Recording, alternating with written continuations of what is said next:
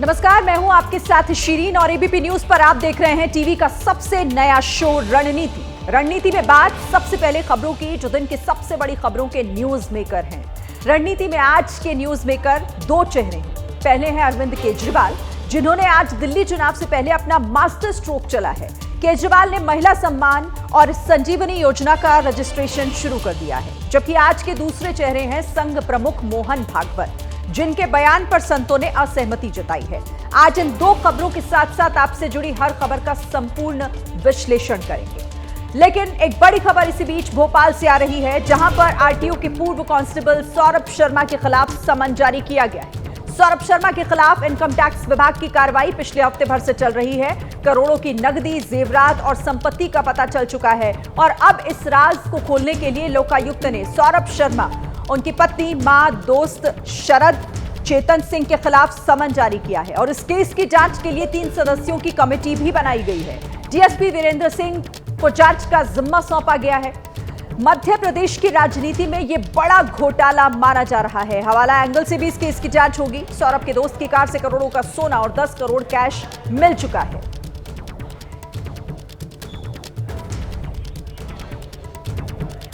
इस खबर पर और ज्यादा डिटेल्स के साथ अंबुज पांडे हमारे सहयोगी हमारे साथ हैं। अंबुज, सबसे पहले ताजा जानकारी दीजिए, क्या इस बड़ी खबर पर अपडेट फिलहाल? देखिए, बिल्कुल जिस तरीके से लगातार पिछले कई दिनों से अलग अलग एजेंसी छापेमारी कर रही थी, सौरभ शर्मा का नाम आने के बाद रोज नए खुलासे हो रहे हैं और आज इस पूरे मामले में लोकायुक्त के डीजी जयदीप प्रसाद ने एक प्रेस कॉन्फ्रेंस भी की। उन्होंने जानकारी दी है। एक बड़ी जानकारी ये कि सौरभ शर्मा और उसके परिवार के खिलाफ को समन जारी किया गया है और दूसरी एक बड़ी जानकारी कि इस पूरे मामले की जांच के लिए 3 सदस्यीय टीम बनाई गई है, जिसमें लोकायुक्त के डीसीपी वीरेंद्र सिंह का भी नाम है और उसके अलावा 2 अधिकारी और होंगे। तो कुल मिलाकर के अब समन जारी किया गया है। जब हमने जयदीप प्रसाद से पूछा कि इसके आगे क्या और कार्रवाई हो सकती है, तो उन्होंने कहा कि फिलहाल हमने समन जारी किया है और इसके आगे जो है हम वारंट जारी करेंगे और रेड कॉर्नर नोटिस तक जारी किया जा सकता है। सौरभ शर्मा कहां पर है ये अभी भी पता नहीं है। जानकारी ये बताई जा रही है कि सौरभ शर्मा दुबई में है इन दिनों। फिलहाल उसकी तलाश जारी है और ये समझ जारी बिल्कुल बड़ी जानकारी अंबुज आप दे रहे हैं, लेकिन इस पर नजर रखिएगा। फिलहाल बहुत शुक्रिया इस तमाम जानकारी के लिए। इस खबर पर नजर रहेगी हमारी। फिलहाल आगे बढ़ते हुए रणनीति में अगली खबर का रुख कर लेते हैं और अब आपको उत्तर प्रदेश की राजधानी लखनऊ लेकर चलते हैं, जहां लॉकर चोरों ने करोड़ों की कीमत के सोने चांदी लूट लिए। आज पुलिस ने जवाबी एक्शन लेते हुए एनकाउंटर कर 3 आरोपियों को गिरफ्तार कर लिया है।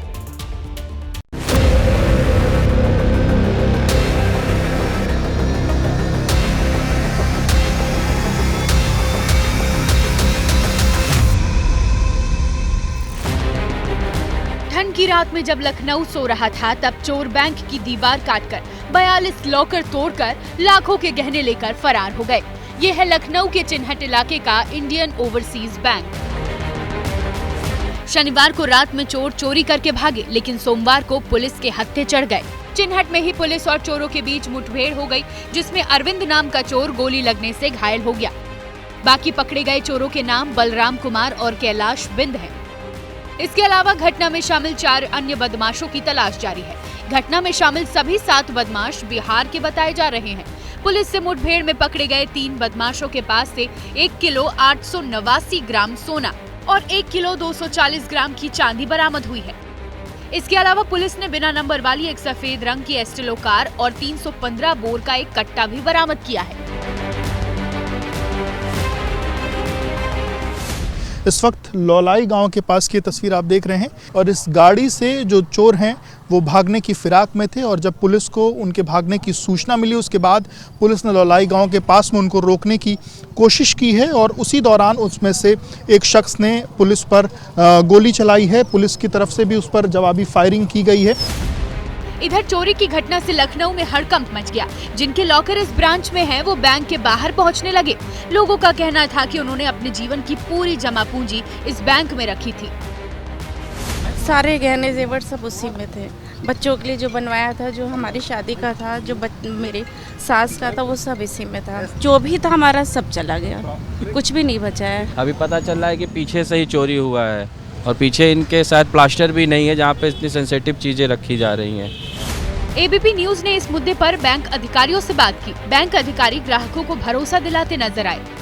सुरक्षा के सभी उपाय बैंक द्वारा किए गए थे, उसके बाद भी इस तरह की घटना होनी एक बहुत दुर्भाग्यपूर्ण बात है।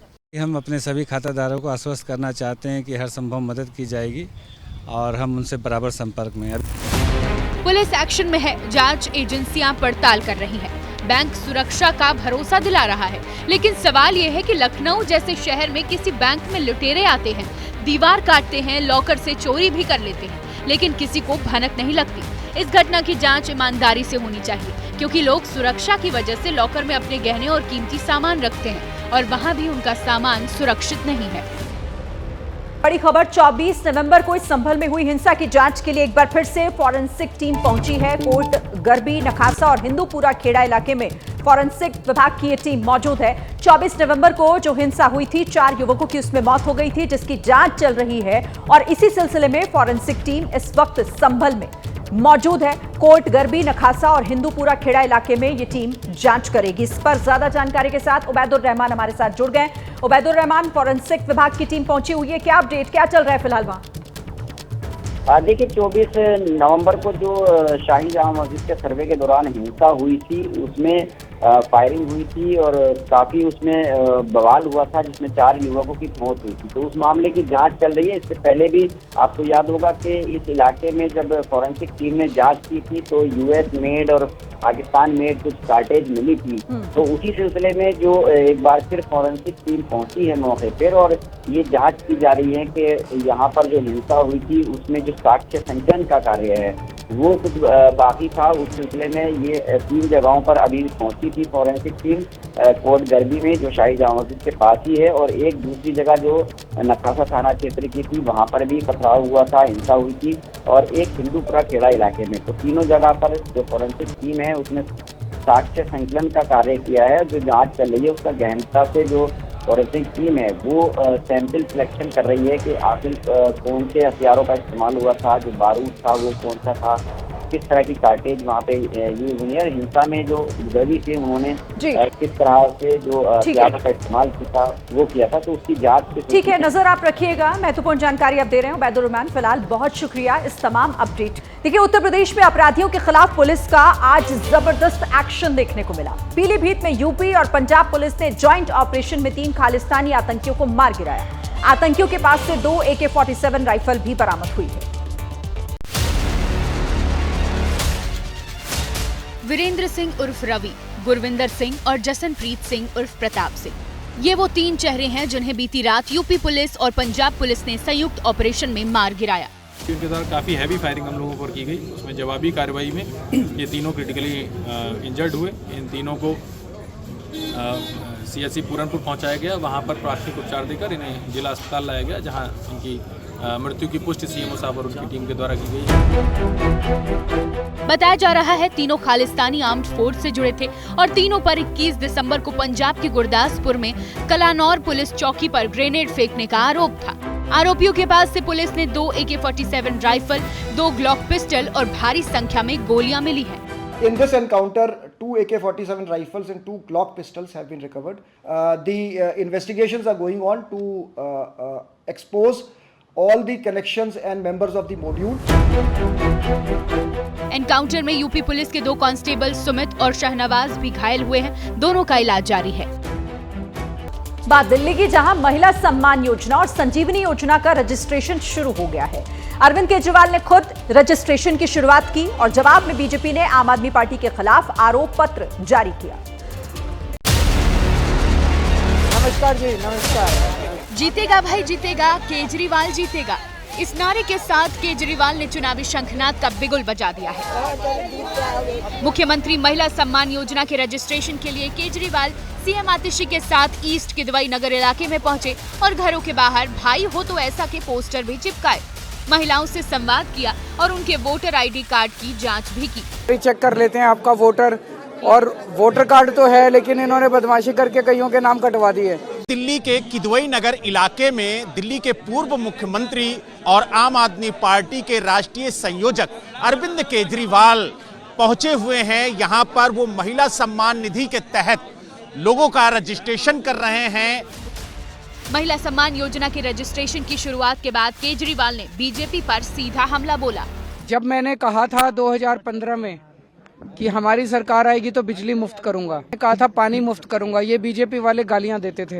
मैंने पानी मुफ्त किया ना, तो आज जब मैं कह रहा हूँ 2100 रुपए दूंगा तो 2100 रुपए देंगे। कहीं से भी बजट लाएं, आप चिंता मत करो, वो मेरी जिम्मेदारी। एक तरफ केजरीवाल मुख्यमंत्री महिला सम्मान योजना के रजिस्ट्रेशन की शुरुआत कर रहे थे। चुनावी माहौल में बीजेपी भी कहां पीछे रहने वाली थी। बीजेपी ने आरोप पत्र जारी कर केजरीवाल पर सीधा धावा बोला। दिल्ली बीजेपी के तमाम बड़े नेताओं के साथ पूर्व केंद्रीय मंत्री अनुराग ठाकुर भी कार्यक्रम का हिस्सा बने। ठाकुर ने केजरीवाल पर आरोपों की बरसात कर दी। इन्होंने कहा था दिल्ली को करप्शन मुक्त बनाएंगे। 8 मंत्री, 1 सांसद और 15 विधायक जेल जा चुके, न जाने कितना मुक्त बनाएंगे। वैसे मुझे गाना याद आ रहा है, कसमें वादे प्यार वफा सब वादे हैं, वादों का क्या। आप और बीजेपी की जंग में इस बार कांग्रेस भी अपनी जगह ढूंढ रही है।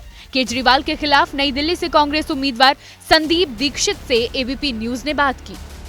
आम आदमी पार्टी को 35 से ज्यादा विधायक जीतने पड़ेंगे, जो उससे भी ज्यादा असंभव है कि एक शपथ तो जरूर ले सकते हैं, लेकिन उसके बाद काम कुछ नहीं कर सकते। आपका नाम क्या है? मुख्यमंत्री महिला सम्मान योजना के बाद केजरीवाल और उनकी टीम ने मुख्यमंत्री संजीवनी योजना के रजिस्ट्रेशन की शुरुआत जंगपुरा की सनलाइट कॉलोनी से की है, जहां से मनीष सिसोदिया आपके उम्मीदवार हैं। जीत की हैट्रिक लगाने की तैयारी में जुटी आपने 2 योजनाओं के रजिस्ट्रेशन की शुरुआत कर बड़ा दाव चल दिया है। अब देखना है दिल्ली की जनता को चुनाव में ये दाव कितना लुभाता है। और नए मंदिर विवाद पर आरएसएस चीफ मोहन भागवत के बयान को लेकर संतों ने नाराजगी जताई है। जगत गुरु रामभद्राचार्य ने कहा है कि आरएसएस हमारा नहीं, हम आरएसएस के शासक हैं। उनका बयान अदूरदर्शी है। वो हमारे शासक नहीं है, संघ हमारा शासक नहीं, हम उसके शासक हो सकते हैं। जगत गुरु रामभद्राचार्य ने आरएसएस प्रमुख मोहन भागवत के जिस बयान को लेकर निशाना साधा है, वो बयान पुणे में दिया गया था। तारीख थी 19 दिसंबर। त्यामुळे राम मंदिर झालं पाहिजे, ते होत आहे, हिंदूंची श्रद्धास्थान हिंदूंना वाटतं, परंतु असं केलं म्हणजे हिंदूमध्ये नेता होता येतं। ओझ्याच्या परिणामामुळे अतिरेकी तिरस्कार, द्वेष, शत्रुता, संशय याच्या पोटी रोज एक नवीन प्रकरण काढणे हे कसं चालेल? हे नहीं चालणार। भागवत ने सधे शब्दों में उन लोगों पर सवाल उठाए थे जो मंदिर की तलाश कर रहे हैं, और इसकी शुरुआत संभल से हुई थी, जहां 46 साल से बंद पड़ा शिव मंदिर मिला था। इसी मंदिर के मिलने के बाद संभल में एक और मंदिर मिला, और फिर यूपी के अलग अलग इलाकों में मंदिरों के मिलने का मानो सिलसिला सा चल पड़ा। कानपुर से लेकर अलीगढ़ और गाजियाबाद से लेकर मुजफ्फरनगर में अलग अलग बंद पड़े मंदिर मिले। स्थानीय स्तर पर हिंदुओं की भावनाएं हिलोरे मारने लगी।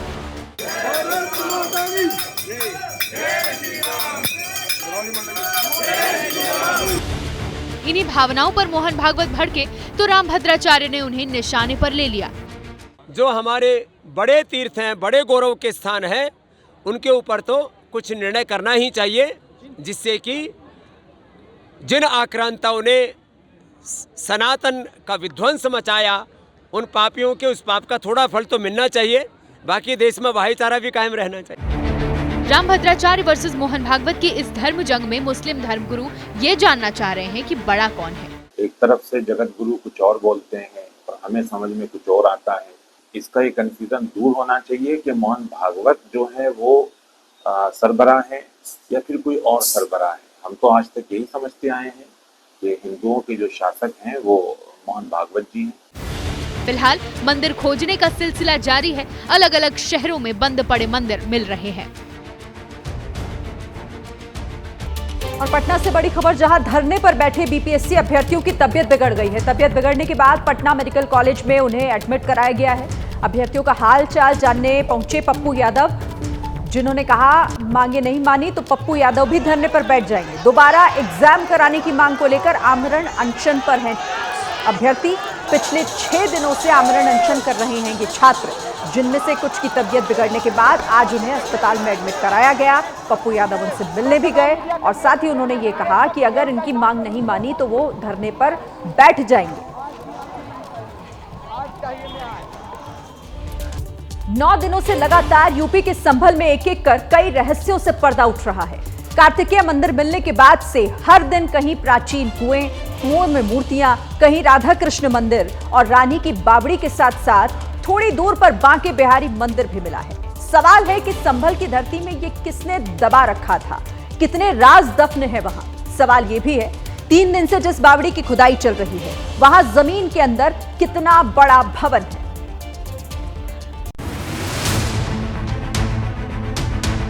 इन्हीं सीढ़ियों के सहारे बावड़ी के भीतर जाने का पूरा रास्ता है। अब तक यहाँ पर तकरीबन 50 से 60 मीटर की दूरी हम लोग भी तय कर चुके हैं। यहाँ पर ये बड़े-बड़े आलम हैं और इसके नीचे और यहाँ पर से और ज़्यादा ऊंचा है। मेरे देश की धरती सोना उगले उगले हीरे मोती। इस देश की धरती सोना उगले उगले हीरे मोती। 1967 में आई फिल्म उपकार के गाने की ये लाइनें पूर्व प्रधानमंत्री लाल बहादुर शास्त्री के नारे जय जवान जय किसान को केंद्र में रखकर बनाई गई थी।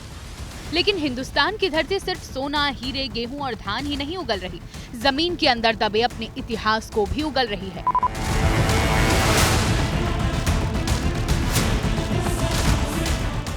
उत्तर प्रदेश का संभल, यहाँ के चंदौसी से आई ये तस्वीरें बता रही हैं कि भारत के इतिहास की निशानियां अभी भी जमीन के अंदर मौजूद हैं। जैसे जैसे खुदाई हो रही है, हैरान करने वाली तस्वीरें सामने आ रही हैं।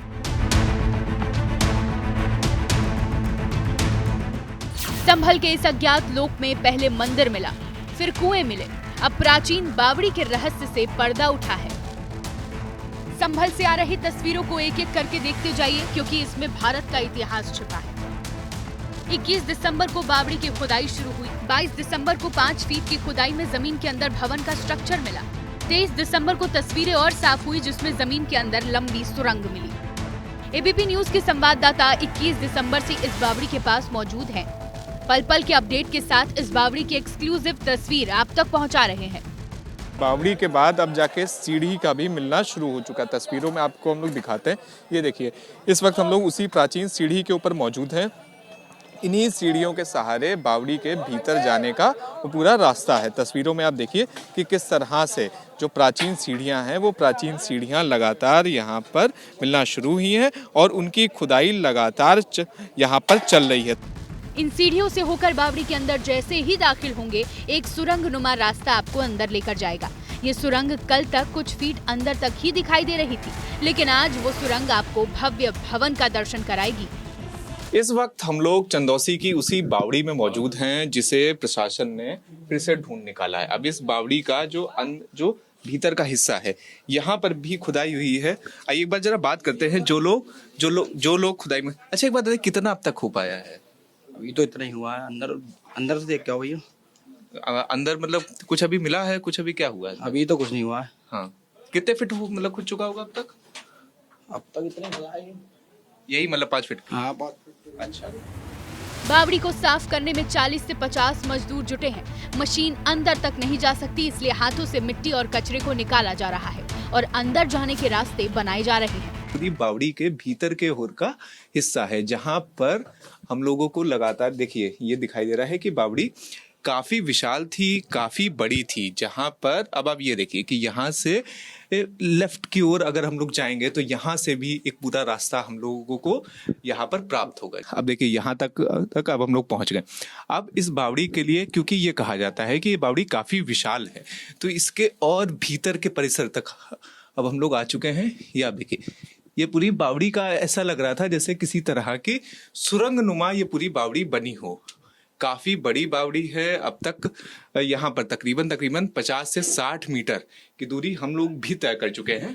और इस बावड़ी में सबसे जो इंटरेस्टिंग चीज है वो हम लोग ये देख रहे हैं कि हर 3 से 4 मीटर में यहाँ पर एक इस तरह का इस पूरी बावड़ी में आला दिया गया है और कुछ इस तरह की यहाँ पर छतरीदार नक्काशी भी इस पूरी बावड़ी में की गई है। तो इस बावड़ी में कई सारे गलियारे हैं।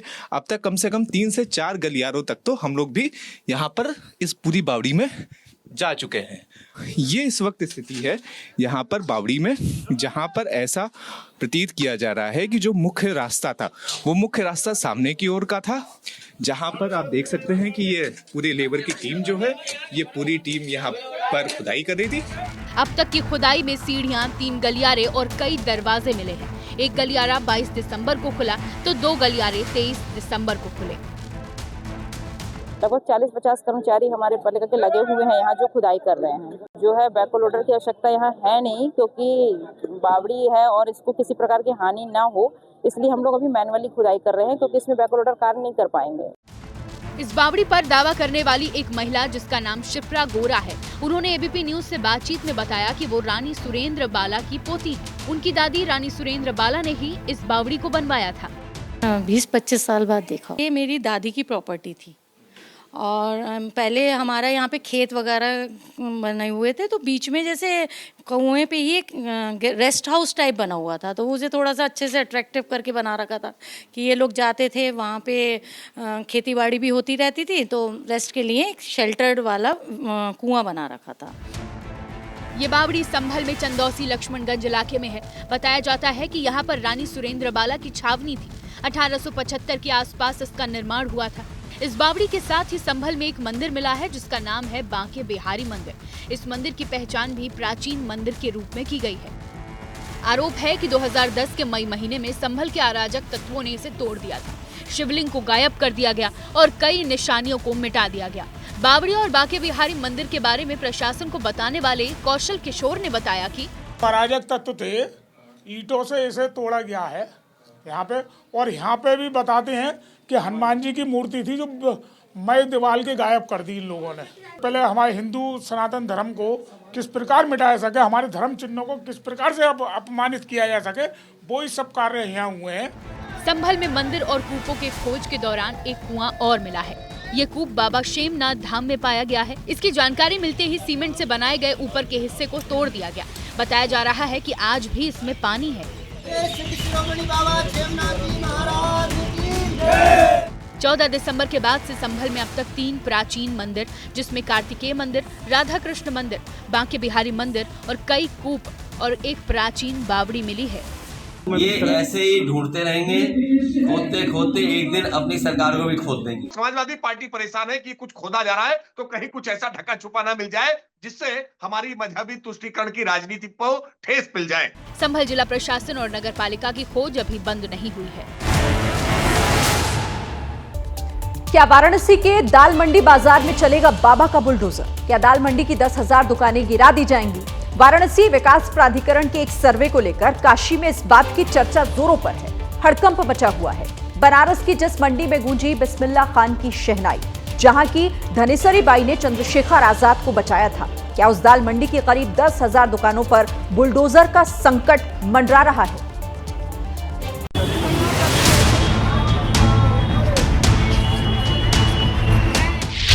काशी के 10,000 दुकानों पर संकट। दाल मंडी में चलेगा बाबा का बुलडोजर।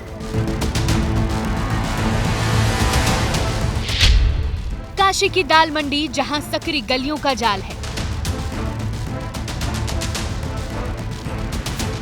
और गलियों में अनगिनत दुकानें जो हर रोज करोड़ों रुपए का कारोबार करती हैं।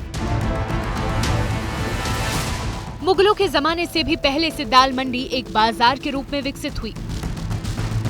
दाल के कारोबार से शुरू हुआ यह बाजार कभी तवाइफों का ठिकाना था, जहां की तवाइफों को डॉल कहा जाता था। राज कपूर की फिल्म राम तेरी गंगा मैली में कोठे का एक हिस्सा यहीं पर फिल्माया गया था। बाबा विश्वनाथ मंदिर के बिल्कुल बगल में है दाल मंडी। इसकी कई कहानियां हैं, लेकिन अब दाल दुकानों से ज्यादा यहाँ मोबाइल की शॉप, महिलाओं के लिए सैंडल, जूतियों, पर्स और कपड़े की अनगिनत दुकानें हैं। यहाँ हर दिन लोगों की भीड़ होती है। करीब 200 साल पुरानी इमारतों में रंग रोगन होकर कॉस्मेटिक्स और इलेक्ट्रॉनिक शॉप सजी हैं। अब इन दुकानों पर खतरा मंडरा रहा है। खबर है कि दाल मंडी की 10,000 दुकानों पर बुलडोजर चल सकता है। इस खबर ने यहाँ के लोगों की धड़कनें बढ़ा दी हैं। दरअसल वाराणसी विकास प्राधिकरण, वाराणसी नगर निगम और तहसीलदार सदर की तरफ से सर्वे का कार्य किया जा रहा है। इसका मकसद अतिक्रमण का पता लगाना है। मंडी ही नहीं, पूरे शहर में जहां भी अतिक्रमण की जानकारी प्राप्त होती है या कुछ होता है तो वहां पे कार्रवाई की जाती है उनको हटाने के लिए। इसी प्लान के तहत बीते दिनों सर्वे टीम दाल मंडी पहुंची थी और उन दुकानों के बारे में पता लगा रही थी जो अवैध रूप से बनाई गई हैं। अभी दाल मंडी क्षेत्र में संयुक्त रूप से विकास प्राधिकरण और तहसील सदर और नगर निगम वाराणसी के द्वारा संयुक्त रूप से एक अभियान चलाया जा रहा है, सर्वे का कार्य किया जा रहा है। सर्वे के उपरांत जो भी इसमें चिन्हित किए जाएंगे उसके संबंध में फिर जिला प्रशासन उसमें अगले निर्णय लिया जाएगा उसमें। एबीपी न्यूज संवाददाता ने जोर देकर वाराणसी नगर निगम के पीआरओ से पूछा कि क्या दाल मंडी में 10,000 दुकानें गिराई जाएंगी, तो उन्होंने मना भी नहीं किया और ना ही साफ साफ कोई जवाब दिया। ये कहा जा रहा है कि जो ये बाजार है व्यावसायिक दृष्टिकोण से काफ़ी केंद्रित रहता है। यहाँ पर तकरीबन 10,000 ऐसे दुकानें हैं जो चिन्हित की जा चुकी हैं और वो अतिक्रमण के दायरे में। निश्चित रूप से वहाँ पे काफ़ी दुकानें हैं, लेकिन 10,000 दुकानों का जो सर्वे किया गया है, जो चिन्हित किया गया है, इस संबंध में मैं कुछ टिप्पणी नहीं करना चाहूँगा क्योंकि इस संबंध में अभी सर्वे का कार्य चल रहा है। काशी में ज्यादातर दुकानें अल्पसंख्यक समाज की है। अगर ये दुकानें अतिक्रमण के दायरे में आती है तो उनके खिलाफ एक्शन हो सकता है, यहाँ तक कि बुलडोजर से उन्हें गिराया जा सकता है। सवाल है, ऐसा क्यों किया जाएगा? दरअसल काशी प्रशासन सड़कों का चौड़ीकरण करना चाहता है, सरकारी जमीन को मुक्त कराने का अभियान चला रहा है। इसी के तहत दाल मंडी का सर्वे कराकर प्रशासन जल्द ही बड़ा फैसला ले सकता है।